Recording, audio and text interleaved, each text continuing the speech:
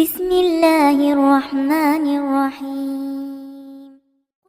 Assalamualaikum warahmatullahi wabarakatuh. Pada video-video yang telah lalu, kita telah memaparkan berbagai khasiat, fadilah, keutamaan, dan faedah surah Yasin, terutama ayat ke-82, innama amruhu idza aroda syai'an ayyakula lahu kun fayakun. Ada yang bisa untuk mengkabulkan segala hajat, mewujudkan keinginan kita terhadap barang atau harta benda duniawi, melunasi hutang piutang, dan sebagainya. Khusus pada episode kali ini, kita akan mengkaji, memaparkan hasil penggalian atau penemuan saya terhadap khasiat surah Yasin ayat ke-82 ini, yaitu untuk mempengaruhi jiwa seseorang, misalnya untuk pelet atau pengasihan supaya orang itu cinta dan sayang, untuk menundukkan hati atasan atau majikan yang galak supaya tidak galak lagi, bahkan bisa juga untuk memanggil orang yang minggat atau pergi agar bisa pulang kembali, membangkitkan rasa rindu di jiwanya.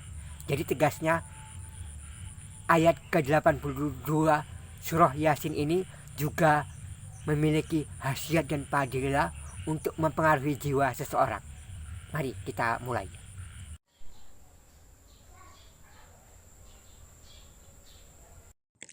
Sesungguhnya Allah lah yang menciptakan segala sesuatu, sebagaimana firman-Nya yang tercantum dalam surah As-Sajdah ayat 7 hingga 9. Allah yang membuat segala sesuatu yang Dia ciptakan sebaik-baiknya, dan yang memulai penciptaan manusia dari tanah.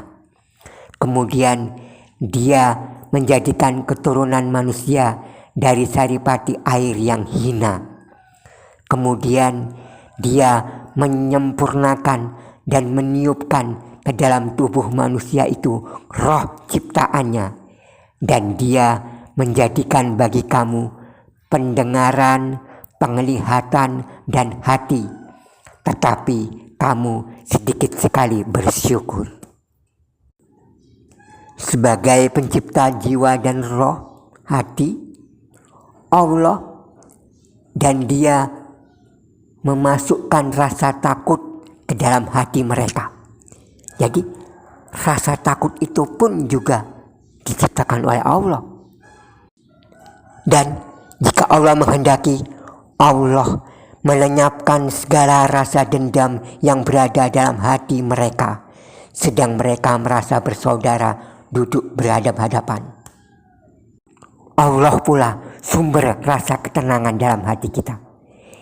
Dialah yang telah menurunkan ketenangan ke dalam hati orang-orang mukmin, supaya keimanan mereka bertambah di samping keimanan mereka yang telah ada. Quran Surah Al-Fat ayat 4. Allah tanamkan atau ciptakan rasa kasih sayang, sebagaimana firman-Nya, sesungguhnya orang-orang yang beriman dan beramal soleh, kelak Allah yang Maha Pemurah akan menanamkan dalam hati mereka rasa kasih sayang. Di dunia dan juga di akhirat, sebagaimana kaum jahiliyah dahulu selalu bermusuh-musuhan, lalu kemudian Allah mempersatukan hati mereka dalam keimanan dan menjadikan mereka karena nikmat itu sebagai orang-orang yang bersaudara. Maka setelah kita menyadari bahwa Allah menciptakan segala sesuatu, termasuk menciptakan hati, jiwa, segala makhluknya, maka kita pun meyakini bahwa kita bisa dan sudah selayaknya untuk memohon, meminta kepada Allah supaya mempengaruhi, atau menanamkan suatu perasaan tertentu kepada makhluk-makhluk ciptaannya seperti manusia. Misalnya kita memohon kepada Allah supaya Allah tanamkan ke dalam hati seseorang itu rasa cinta dan sayang kepada kita atau tunduk kepada kita. Nah, itulah tujuan-tujuan dari amalan-amalan yang akan kita bahas berikut ini. Sebagaimana doanya Nabi Ibrahim yang berdoa kepada Allah supaya hati manusia cenderung kepada keturunan-keturunannya, tercantum dalam surah Ibrahim ayat 37. Cara ini dilakukan atau diamalkan sebelum waktu subuh atau di waktu sahur atau di waktu fajar. Misalnya kalau waktu subuh biasanya jam 5 pagi, maka ini diamalkan jam 3 atau jam 4. Jam 4 itulah waktu yang paling ideal, atau sekitar 1 jam sebelum waktu subuh. Itulah waktu yang paling pas. Lalu lakukan sholat sunat fajar 2 rakaat. Sebetulnya tidak sholat dulu pun tidak apa-apa, tapi lebih dianjurkan, lebih disarankan untuk sholat sunat dulu.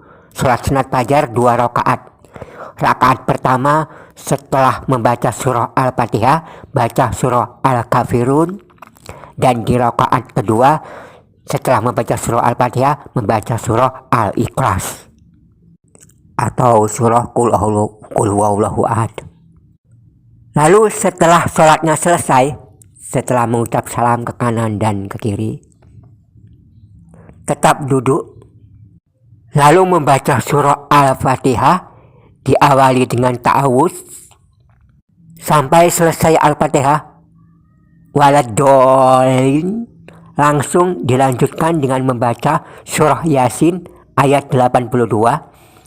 Innama amruhu idza arada syai'an ayyakulalahu kun. Selesai mengucapkan kata kun, lalu berdoa. Misalnya, ya Allah, jadikanlah si Polan mencintai saya atau menyayangi saya. Begitu. Lalu tutup doanya dengan ucapan fayakun. Cara ini diulang sampai 10 kali. Saya kasih contoh bacanya ya. A'udzubillahi minasyaitonirrajim. Bismillahirrahmanirrahim. Alhamdulillahirabbil alamin. Arrahmanirrahim. Maliki yaumiddin. Iyyaka na'budu wa iyyaka nasta'in. Ihdinas siratal mustaqim. Siratal ladzina an'amta 'alaihim ghairil maghdubi 'alaihim waladdallin. Innama amruhu idza arada syai'an ayyakulalahu kun. Ya Allah, jadikanlah si Fulan mencintai saya, menyayangi saya sepenuh hatinya. Fayakun. A'udzubillahi minasyaitonirrajim. Bismillahirrahmanirrahim. Dan seterusnya. Diulang sampai 10 kali. Jika sudah 10 kali, lalu duduk Anda bergeser ke arah utara. Ulangi cara yang seperti ini. Membaca Al-Fatihah diawali dengan ta'awuz. Ta'awuz itu bacaan a'udzubillahi minasyaitonirrajim. Itu namanya ta'awuz.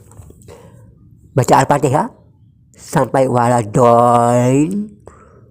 Innama amruhu idza arada syai'an ayyakulalahu kun. Lalu berdoa. Misalnya, ya Allah, tundukkanlah bos saya, majikan saya, atasan saya kepada saya supaya tidak lagi sering memarahi saya. Nah, misalnya begitu. Terakhir, fayakun. Ulangi sampai 10 kali. Jika sudah 10 kali, lalu duduknya bergeser menghadap ke arah timur. Ulangi lagi cara seperti ini.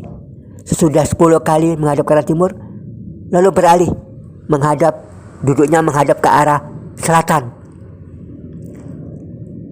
Ulangi kembali cara yang serupa ini.